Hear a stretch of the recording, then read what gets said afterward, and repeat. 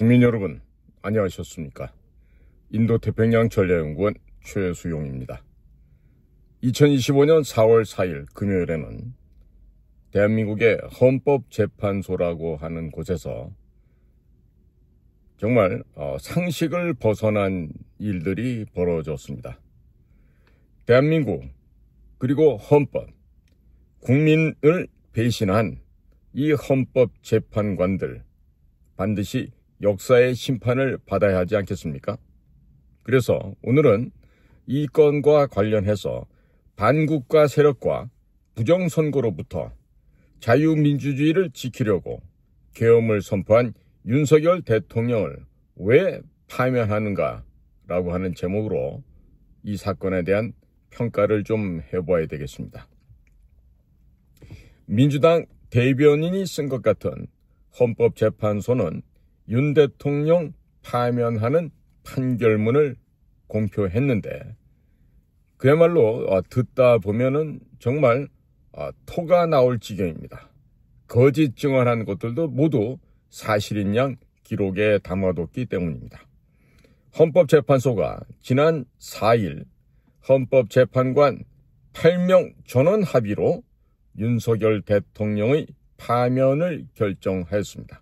그러나 전원 합의가 판결의 정당성을 의미하지는 않습니다. 이번 판결은 한 법조인의 표현처럼 민주당 대변인이 쓴 것 같은 정치적 판결이기 때문입니다. 최후 진술 당시에 윤석열 대통령이 조목조목 밝힌 것들에 대해 법리와 상식에 맞게 검토해서 판단한 것으로 보기에 어렵습니다. 윤석열 대통령은 반국가 세력을 막고 국회의 탄핵과 입법 폭주 그리고 예산 폭거 등 다수의 폭정으로 초래된 국정의 심각한 위기 상황을 국민에게 알리고 또 국민 40%가 의구심을 갖고 있는 부정선거 문제를 검증하기 위해서 헌법상 대통령에게 부여된 비상계엄을 경고용, 호소용으로 선포하였습니다. 그런데 이 8명의 헌법재판관들이 국민이 직접 선출했고 또 절반의 국민들이 탄핵 반대를 절규하고 있었음에도 불구하고 별로 설득력조차 없는 논리로서 국민의 뜻을 거역하고 대통령을 파면한 것입니다. 가루가 된다는 허영 교수의 경고도 무시하였습니다. 이번 헌법재판소의 재판 과정은 위법들로 점철되었습니다. 헌법학의 권위자인 허영 교수는 10가지 위반 사례를 들면서 이런 상태로 끝내고 대통령을 파면하면 헌법재판소가 가루가 될 것이라고 경고할 정도였습니다. 우선 재판관들의 중립성이 문제였습니다. 문형배, 정계선, 이미선 등 다수가 좌파 사법 카르텔로 알려진 우리법 연구회 출신이었습니다. 또 이들이 국회 소추인 측과 특별한 관계이거나 친동생이 대통령 탄핵 운동을 하는 등 중립적 판결을 기대하기 어려웠습니다. 그러나 이들에 대한 기피 신청을 헌법재판소는 셀프 면죄부를 주면서 기각해 버렸습니다. 현직 대통령의 체포 구속에 결정적 역할을 한 좌파 사법 카르텔 우리법 연구회가 있었습니다.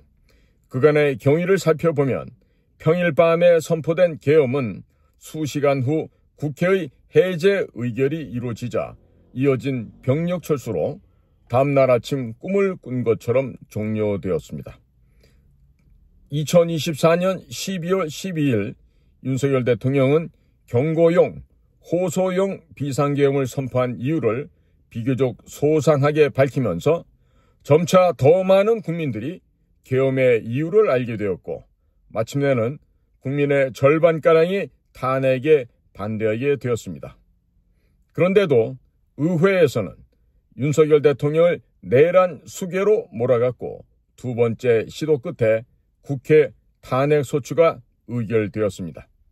수사권조차 없는 공수처가 대통령에게 3번씩 출석을 요구한 후에 영장 쇼핑으로 불법 체포영장을 발부받아 수천 명의 경찰을 동원하여 현직 대통령을 체포하고 구속시켰습니다.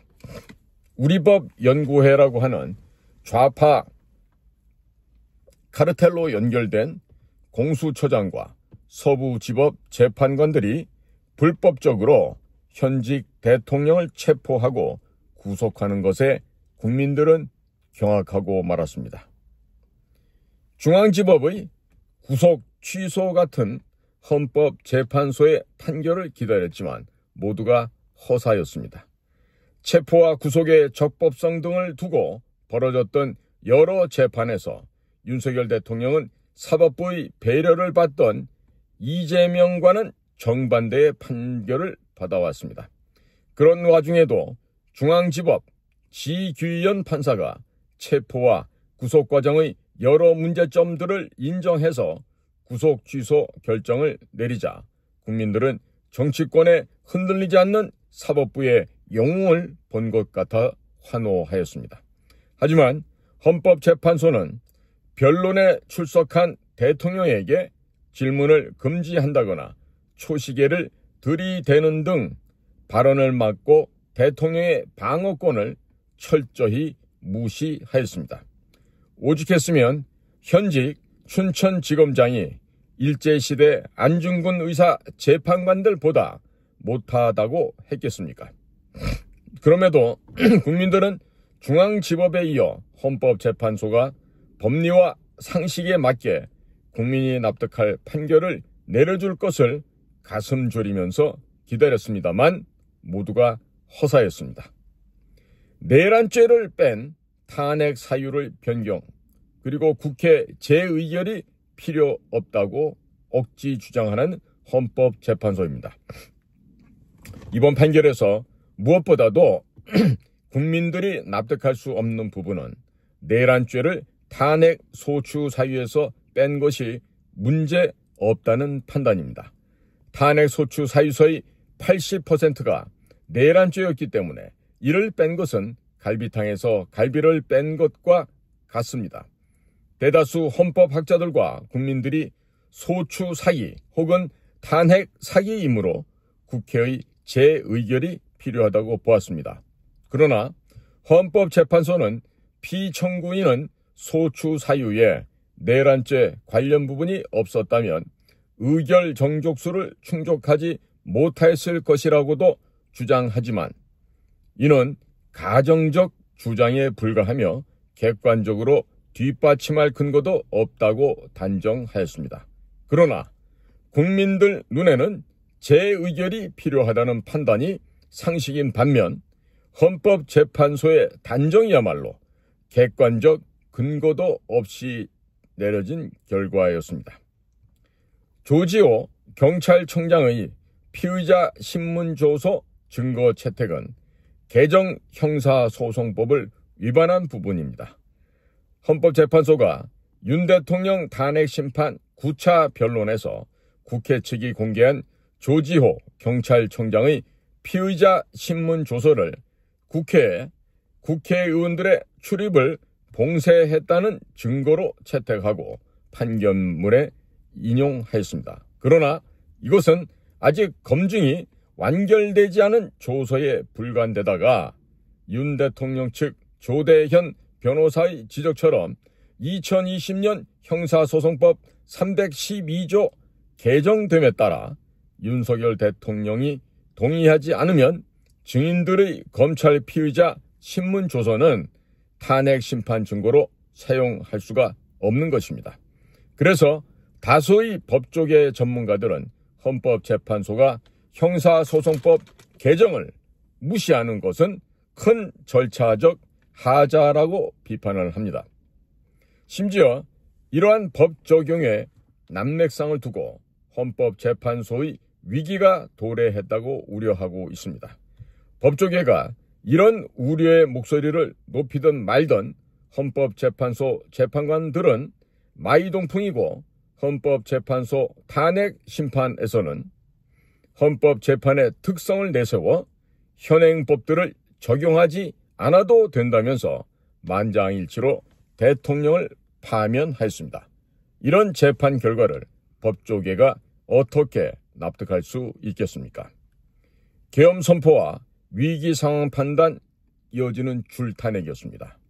소추 사유별로 계엄 선포 당시가 국정 운영의 위기 상황이었는지에 대한 판단과 관련해서 헌법재판소는 국회가 지금까지 30건을 발의하고 계엄 선포 전까지 22건의 소위 묻지마 탄핵 소추안을 줄줄이 발의한 데 대해 그러나 이 사건 계엄 선포 당시에는 검사 1인 및 방통위 위원장에 대한 탄핵 심판 절차만이 진행 중이었다라고 하였습니다. 거대 야당이 전 세계 역사에서 유례를 찾아볼 수 없는 줄탄핵을 하여 언론에서는 이를 야당의 탄핵 중독증이라고 했는데 헌법재판소는 탄핵 시점에서는 2개의 절차만이 진행됐다면서 별 문제가 아니라고 왜곡하였습니다. 더구나 최후 진술 당시 윤석열 대통령은 탄핵의 종류를 선동탄핵, 방탄탄핵, 이적탄핵 등으로 분류하면서 검사 탄핵에 이어 헌법기관인 감사원이 사드 관련 군사작전 비밀정보를 전 정권에서 중국 대사관 측에 넘겨준 이적 행위를 조사하려고 하자 이를 막기 위해 감사원장까지 탄핵하려고 했을 때 국가적 위기라고 보았다고 밝혔습니다. 거대 야당 민주당이 자신들의 비리를 수사하고 감사하는 서울중앙지검장과 검사들, 헌법기관인 감사원장을 탄핵하겠다고 하였을 때 뭐라도 해야 되겠다고 생각했고 곧 사법부에도 탄핵의 칼을 들이댈 것이 분명해서 비상계엄령 발동을 생각하게 되었다라고 설명하였습니다. 이런 상황은 국가 안보를 위협하는 국가적 위기 상황이기 때문에 대통령이 그렇게 판단할 수 있겠다고 여겨지지만 헌법재판소는 이렇게 자세하게 들여다보지 않은 채 국회의 권한 행사가 위법, 부당하더라도 헌법재판소의 심판 등 평상시 권력 행사 방법으로 대처할 수 있으므로 국가 긴급권의 행사를 정당화할 수 없다라고 하였습니다. 그러나 헌법재판소 탄핵 심사가 수개월씩 걸리는 동안 감사원장의 직무가 정지되어 그가 그런 이적 행위를 제대로 조사할 수 없게 되어도 상관없다는 말인지 헌법재판소에게 물어야 하겠습니다. 계엄 선포와 위기 상황 판단, 예산 삭감 관련입니다. 또 2025년도 예산안 삭감에 대한 헌법재판소의 판단 역시 상식을 벗어났습니다. 헌법재판소는 2025년도 예산안은 2024년 예산을 집행하고 있었던 이 사건 계엄 선포 당시 상황에 어떠한 영향도 미칠 수 없고 위 예산안에 대하여 국회 예결특위의 의결이 있었을 뿐 본회의의 의결이 있었던 것도 아니다라고 판결문에 썼습니다. 그러나 윤석열 대통령이 최후 진술에서 밝혔듯이 2025년도 더불어민주당이 북한 핵과 미사일 기지를 선제 타격하는 킬체인의 핵심인 정찰자산 예산을 대폭 삭감했고 몸 전체에서 눈알에 해당하는 기능이 잘 작동하지 못하면 국가안보에 문제가 생긴다고까지 했는데도 불구하고 2025년도 예산이 2024년 12월 당시 상황에 영향을 미칠 수 없다고 헌재가 판단한 것은 이런 예산 삭감이 초래할 사태에 대한 헌법재판소의 위기의식이 매우 부적절하다는 점을 알 수 있습니다. 국민들의 상식과는 달라도 너무나도 다른 판단입니다. 부정선거 가능성 방지를 위한 선관위 서버 검증 시도도 위헌, 위법이라는 헌법재판소의 오판입니다. 계엄 당시 윤석열 대통령은 선관위에 소규모 300명 정도의 병력을 보냈습니다. 이는 자유민주주의 제도의 기초인 투개표 시스템에 드러난 심각한 문제가 해결됐는지 확인하기 위해서였습니다. 2023년 10월 국정원이 선관위 투개표 시스템을 보안 점검해본 결과 해킹을 통해 사전 투표한 인원을 투표하지 않은 사람으로 표시하거나 사전 투표하지 않은 인원을 투표한 사람으로 표시할 수 있었고, 존재하지 않는 유령 유권자도 정상적인 유권자로 등록할 수 있었다고 합니다. 이뿐만이 아니었습니다. 투표 관리관 도장의 이미지를 절취하여 실제 사전 투표용지와 동일한 투표지를 얼마든지 만들어낼 수 있었습니다. 이는 해킹과 전자개표기 등을 통해 선거 결과를 변경할 수 있다는 충격적인 이야기입니다. 재검표 현장에서 신권 다발 같은 빳빳한 가짜 투표지 묶음들이 나왔습니다. 선관위는 형상기억 종이라는 세상에도 없는 종이를 사용했다고 변명하였습니다. 이럴 경우 수사를 의뢰하는 것이 정상적인 국가이지만 어떠한 수사도 없었습니다. 선거 부정 사태는 방치할 수가 없는 일입니다. 선거는 자유민주주의 제도의 초석이기 때문이죠. 선관위 주요 직책을 대법관 등 법원 인사들이 맡고 있어서 부정선거 문제를 법원을 통해 사후적으로 교정하기가 사실상 불가능했습니다. 사실 헌법재판관들도 선거관리위원장을 맡은 경험들이 있습니다. 법원이 한 식구처럼 여기는 선거관리위원회에 대한 영장을 발부해 주지 않았던 것이 관행이었습니다. 그럼에도 헌법재판소는 선관위원회 압수수색에 대하여 이는 선관위에 대하여 영장 없이 압수수색을 하도록 하여 영장주의를 위반한 것이자 선관위의 독립성을 침해한 것이라고 판단하였습니다. 부정선거 가능성을 깨달은 국민들이 부정선거 중단, Stop the Steal을 외치고 있는데 헌법재판소는 엉뚱하게도 부정선거에 대한 의혹이 있다는 것만으로는 중대한 위기 상황이 현실적으로 발생하였다고 볼 수는 없다고 했습니다. 참으로 쉬운 말도 어렵게 하는 헌법재판소입니다.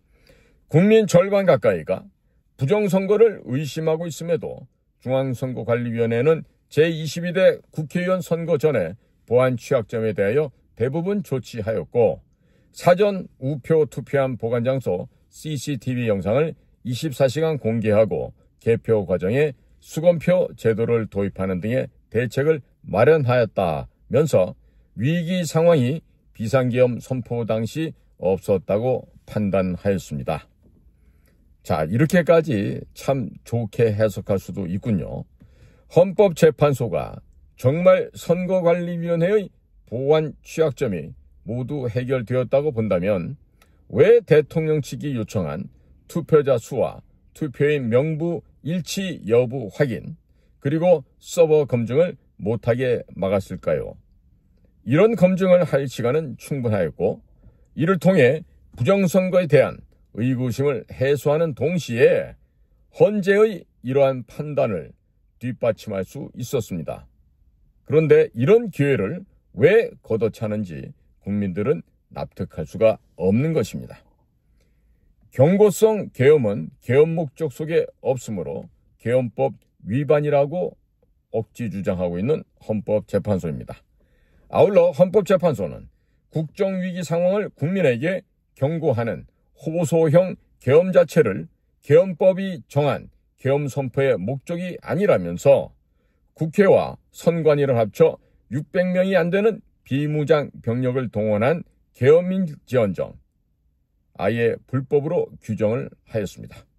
국회가 탄핵 사유를 제대로 검토하지 않은 채 묻지마 탄핵을 하여 국가기관의 장이 직무가 정지되었다가 나중에 기각이나 각하가 되어도 헌법재판소는 그런 잘못된 판단에 대한 책임을 묻지 않는 것입니다. 또 형식적으로 회기를 변경하기만 하면 일사부재의 문제도 아무런 문제가 없다라고 판단을 하였습니다. 그러면서도 헌법재판소는 유독 대통령의 비상계엄과 관련해서는 국무총리와 관계국무위원의 서명이 없이 계엄을 선포했다는 등의 이유를 들어서 국무회의의 절차적 요건을 위반했다고 판단하였습니다. 회유 정황이 있는 특전사령관의 발언을 증거로 채택하고 국민들을 바보로 여기는 헌법재판소입니다. 국회에 300명 미만의 비무장 군인을 보낸 것과 관련해서 헌법재판소는 판결문에서 피청구인은 육군 특수전사령관 등에게 의결 정족수가 채워지지 않은 것 같으니 문을 부수고 들어가서 안에 있는 인원들을 끄집어내라는 등의 지시를 하였다라고 했습니다. 그러나 곽종건 전 특정사령관에 대한 각종 회유 정황들과 함께 이와는 정반대의 증언들이 나왔습니다. 국민들이 곽종건 전 사령관이 이런 오염된 진술을 하게 된 정황들을 이미 알고 있는데도 헌법재판소가 어떻게 대통령이 그런 지시를 했다고 판결문에 적는지 도무지 이해할 수가 없는 것입니다. 헌법재판관들 눈에는 국민들이 무지렁이 바보로 보이고 있습니까? 의결 종족수가 채워지지 않았으면 정문 출입부터 막아야지 왜 문을 부수고 들어가서 안에 있는 인원들을 끌어내야만 하는 것입니까?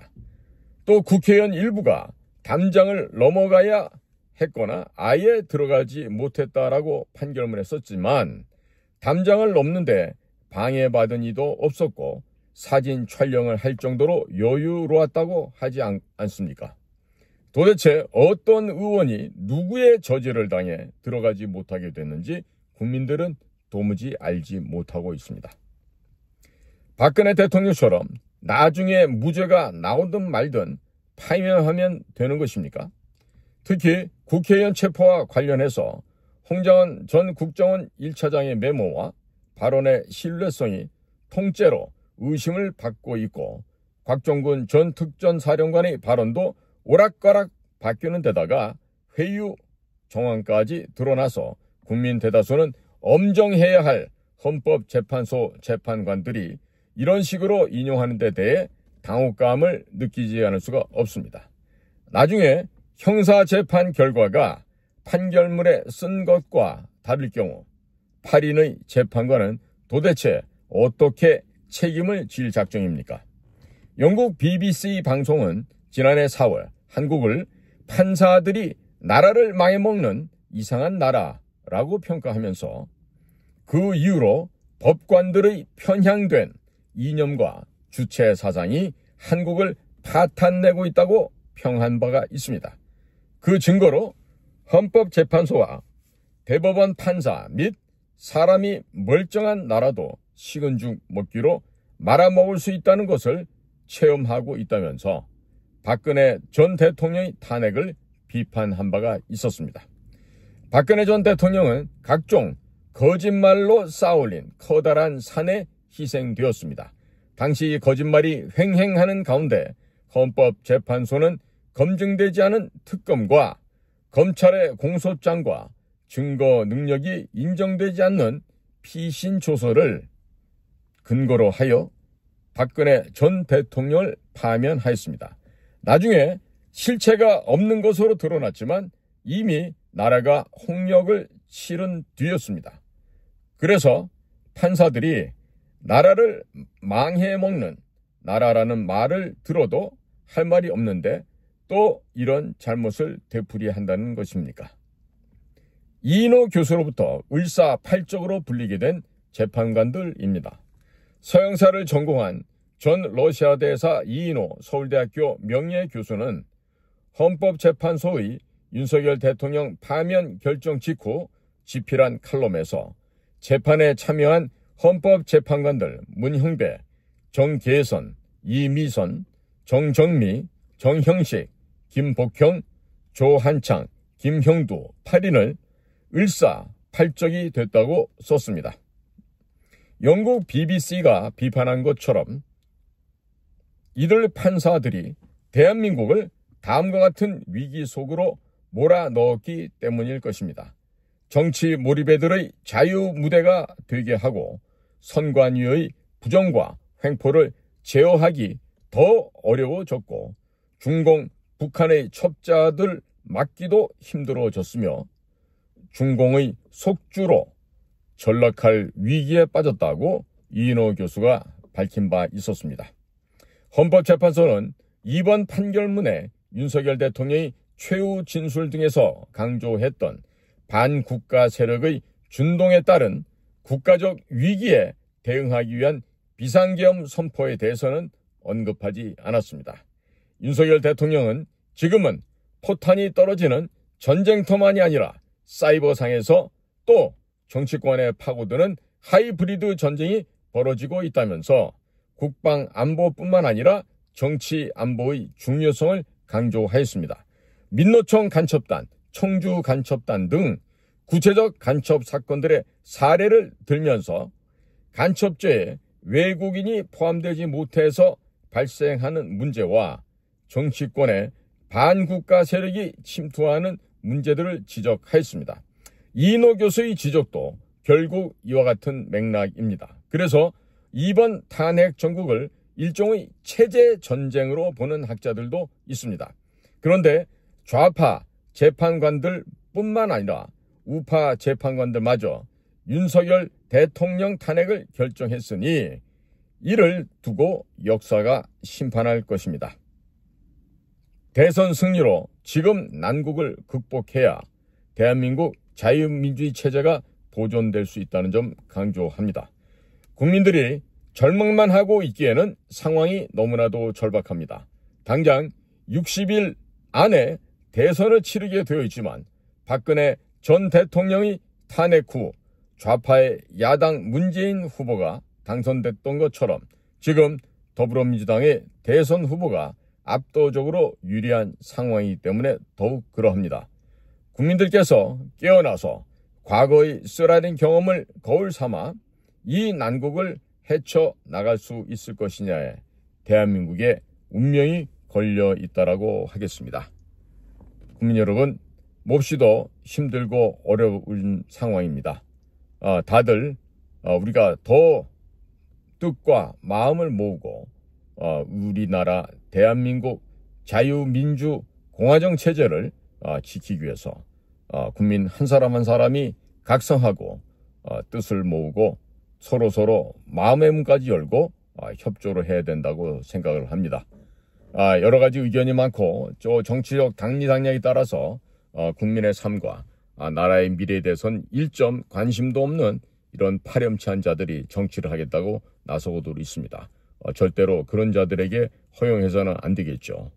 특히나 국민의힘에서 지금 해보겠다고 나서고 있는 무슨 오세훈이나 홍준표 이따위 것들이 이 후보가 돼서는요 절대로 대한민국의 미래가 희망이 없습니다. 자, 국민 여러분, 아무리 어렵다 하더라도 우리 모두가 정신 차리고 힘을 모으면 정신일도 하사불성이라 그랬습니다. 마음과 뜻을 한 곳에 모으면 어떠한 일도 이룰 수 없는 일이 없다라고 했습니다. 자, 모두가 다 신중하고 그리고 사려 분별 있게 앞으로 우리나라의 미래가 또 우리 후손들에게 아름다운 국가 그리고 정직한 나라 그리고 신뢰할 수 있는 국민이 되도록 우리 모두가 힘을 모아야 하겠습니다. 오늘도 저희 방송을 경청해 주신 대한민국의 국민 여러분 또 해외에 계시는 동포 여러분 한 분 한 분께 감사함을 전해 올립니다.